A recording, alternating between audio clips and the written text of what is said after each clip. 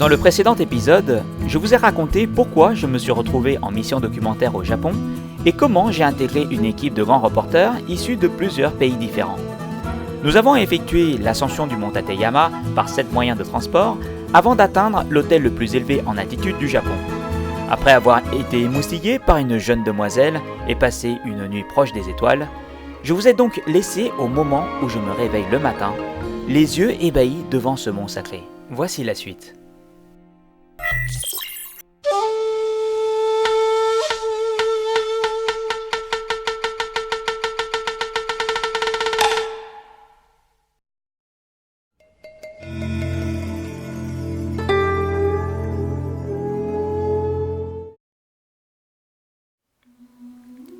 Il y a encore 100 ans, les montagnes japonaises étaient le royaume des dieux, des endroits terrifiants, que seuls les moines osaient braver pour apprendre leurs secrets. Me voici donc à Tateyama, l'une des 3 montagnes les plus sacrées du Japon. Son relief est considéré comme une illustration de la cosmologie bouddhiste, vallonné et accessible. Le paysage des Tateyama représente avec son temple de montagne le paradis de l'éveil. J'étais sur le point d'aller dormir, mais l'envie d'aller voir les étoiles était bien trop forte. J'ai donc tenté d'ouvrir la fenêtre afin d'aller faire un tour dehors. N'ayant pas réussi, j'ai emprunté cet escalier qui me mène à l'extérieur. Je ne vois rien, mais ma caméra infrarouge me permet d'observer là où je mets les pieds. Je suis un vrai taré là. Je quitte l'hôtel là et je suis en pleine neige. Je me sers un petit peu de ma caméra pour essayer de voir. Sachez que là, je suis dans le noir total. La station Murodo est le point culminant de la route des Alpes.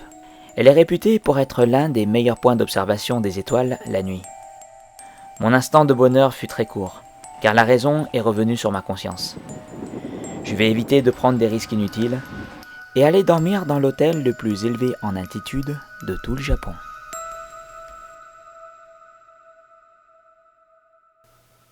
Le lendemain matin, je me réveille avec les yeux émerveillés par autant de neige.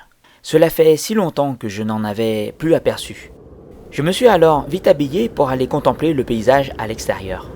Pour un jeune citadin comme moi, le fait de pouvoir respirer au grand air à une si haute altitude me fait un bien fou. Quand je vois cette nature si pure, j'ai envie de partir tout de suite en randonnée. Soudainement, le vent s'est mis à souffler de plus en plus fort. Le ciel se couvre et je n'aperçois plus rien au-delà de 20 mètres devant moi. D'ailleurs, je me demandais où était passée Masako, l'experte des explorations en montagne. Souvenez-vous, quand une jeune japonaise parle dans sa langue maternelle, avec la gestuelle kawaii qui va avec, je ne sais pas pour vous, mais moi, ça me fait quelque chose.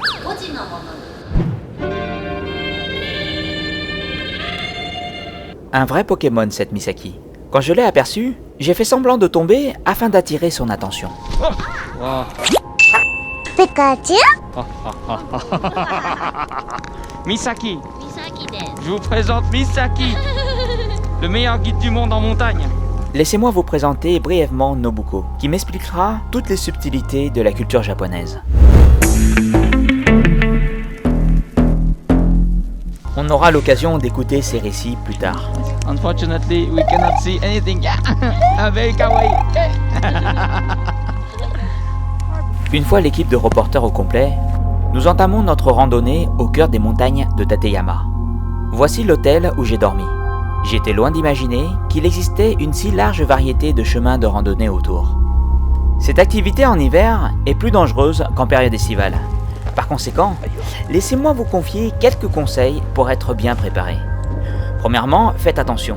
Les jours en hiver sont plus courts. Donc, pensez à planifier vos randonnées. Deuxièmement, soignez votre habillement en vous protégeant du vent avec une capuche ou un tour de cou. Troisièmement, soyez vigilant pour vous orienter. La neige abondante cache la totalité des chemins. Consultez donc une carte pour identifier les grands repères visibles comme une bâtisse ou un monument. Ah, thank you so much. Arigato. Ah, il y a du verglas. Whisper. Ah, La montagne cache bien des pièges comme le verglas. Donc, apprenez à connaître la neige et la glace pour éviter les chutes. Cela fait plus d'1 heure qu'on marche avec de la neige à perte de vue et une visibilité de plus en plus réduite. Monsieur Yoshimi Nagase m'explique que la mort n'épargne que très rarement les voyageurs imprudents. That is a monument for people died. In accident, climbers or. But did you find the body? Yeah. J'ai voulu savoir comment ces drames se sont produits, et voici une partie de la réponse. Some people die because this mountain is made of rocky atmosphere, and the shape is very steep. Yeah. So that is very high level to okay. climb. I understand. Fort heureusement, ce genre d'histoire n'arrive que très rarement, puisque les Japonais sont extrêmement vigilants pour la sécurité de tous les voyageurs, 24 heures sur 24. Ah, okay. And near here, the special house where the rescue team Yeah? stays Ah. every time. Ah, yes. Nous venons d'apprendre qu'un typhon est en approche et que les conditions météo ne permettent plus d'assurer une randonnée en toute sécurité. Here and go to. Okay, we are here now. Yeah. But it's dangerous, right? If we go over there, it's dangerous? Very dangerous. Yeah. This area is for very high level climbers. Yeah? L'aventure étant trop risquée, nous avons décidé de revenir à l'hôtel. Enfin, l'hôtel qui est le plus élevé du Japon, à 2500 mètres à peu près, qui doit faire partie du top 10 des hôtels les plus élevés en altitude au monde.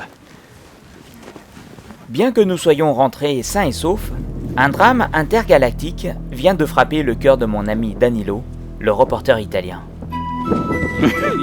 N'a pas gagné la qualification De... mondiale de football. C'est pas vrai? Ouais. L'Italie? L'Italie va pas en Coupe du Monde? Sí, lo he leído, pero qué drama es este. Attends. Es muy triste.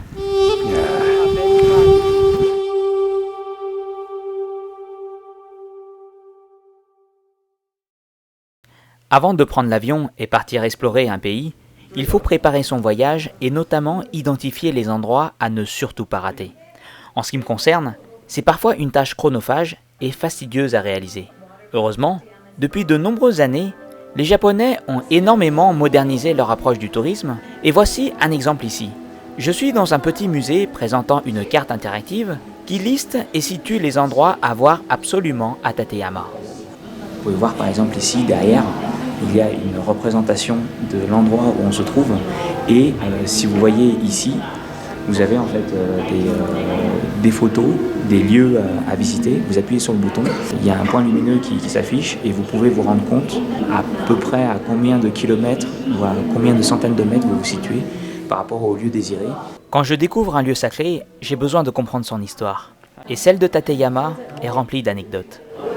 Ce qui me plaît chez les Japonais, c'est que pour raconter leur histoire en détail et détailler la géographie du lieu, ils font appel à des gens de talent qui réalisent des maquettes interactives. Et ça donne vraiment envie d'aller plus en profondeur dans nos connaissances et apprendre plus de choses sur la faune et la flore. Là, j'ai découvert des animaux que j'aurais jamais découverts dans un autre contexte. Le Japon est souvent connu pour son respect envers l'environnement. À travers le culte shinto, les éléments de la nature sont considérés ici comme des divinités. Les animaux par exemple. Certaines espèces étant en voie de disparition, les Japonais portent une attention toute particulière pour les préserver. Nihon Kamoshika Japanisero Capricornis crispus. Un animal en voie de disparition et qui devient donc un trésor national. Ça donne vraiment envie d'en savoir plus sur les lieux. J'en ai découvert beaucoup sur l'histoire de Tateyama. À ce moment précis, j'étais loin d'imaginer ce qui allait se passer. L'alerte au typhon est bien réelle. On s'est retrouvés entre les guides et les reporters pour voir le chemin parcouru. Nous sommes au sommet de la route des Alpes à 2450 mètres d'altitude. Et il nous reste encore plusieurs kilomètres avant d'arriver à la station Bijo-Daira à 977 mètres d'altitude. En plus du typhon, la neige s'accumule à grande vitesse et il se peut qu'elle puisse rendre impraticables toutes les routes pour y accéder en bus. Si on fait demi-tour, je crains de devoir être suspendu sur presque 2 km au-dessus du vide, en pleine tempête de neige.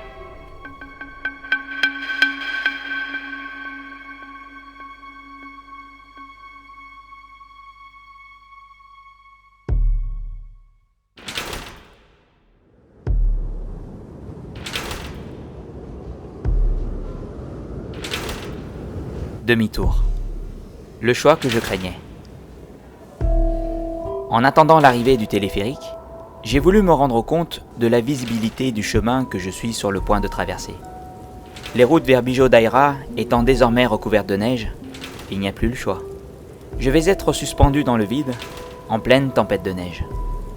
Bien que je n'ai absolument aucun doute sur la fiabilité de cette superstructure, je commence à avoir des frissons dans les jambes et des battements de cœur de plus en plus vifs. Tous ces symptômes, c'est de la chimie. La peur n'est qu'une sensation. Il faut juste avancer.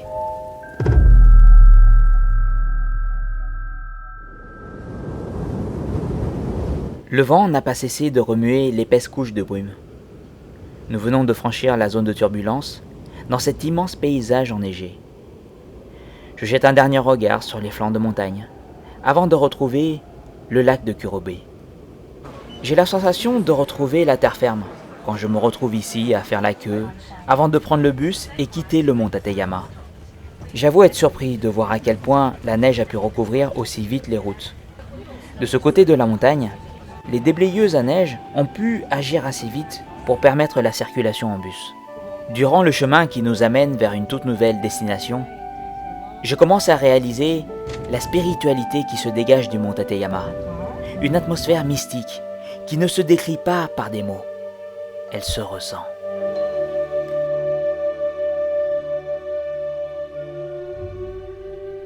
Pour ma prochaine destination, je me rends pour la première fois dans la préfecture de Gunma, et plus précisément dans une ville appelée Takasaki. Cette ville dispose visiblement de tout le confort d'une grande ville japonaise et compte une population de 375 000 habitants. On aime y vivre car elle présente un excellent mélange entre la vie urbaine et la vie à la campagne.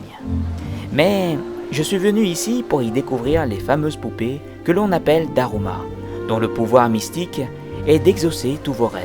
J'ai rendez-vous avec un grand maître appelé Nakata qui m'enseignera l'art de peindre ces fameuses poupées.